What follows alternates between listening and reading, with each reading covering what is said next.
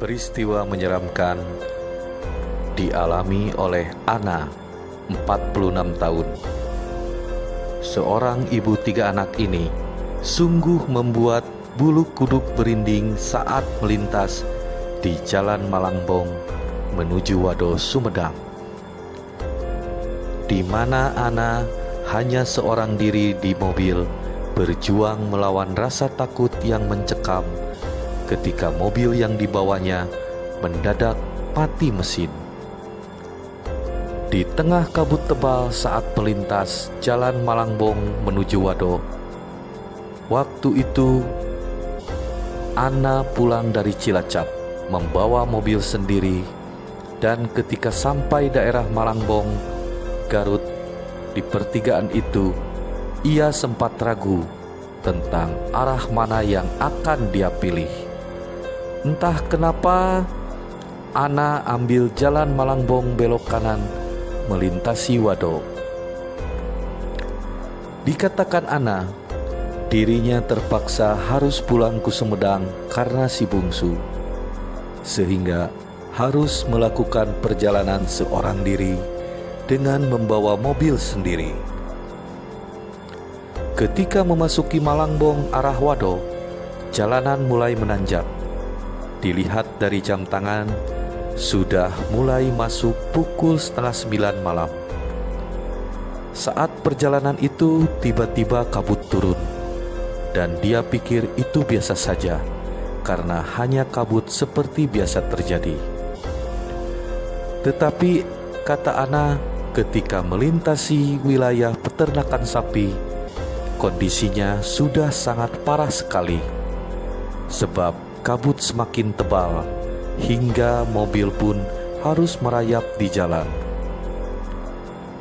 Di dalam mobil sendirian, situasi jalan sepi, pandangan ke depan sudah tidak bisa jelas terlihat karena kabut semakin tebal yang ada bawa mobil dengan kecepatan seminimal mungkin.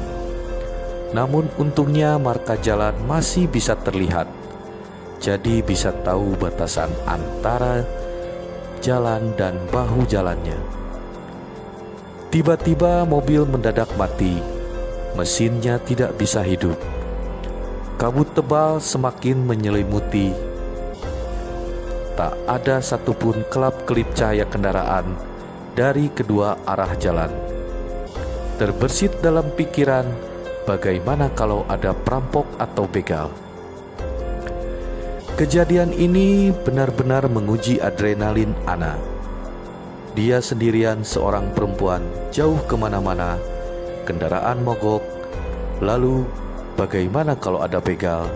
Dan jam sudah menunjukkan pukul 8:50 malam. Jelas semakin panik. Yang bikin sangat jadi ketakutan adalah takutnya ada orang jahat. Lumayan cukup lama juga mesin mobil mogok. Sambil berharap dan berdoa, terus ada kendaraan yang lewat dan bisa dimintai bantuannya. Mau keluar mobil, Ana takut. Tapi setelah dilihat-lihat, ternyata Ana baru sadar ini tempat berada di dekat peternakan sapi.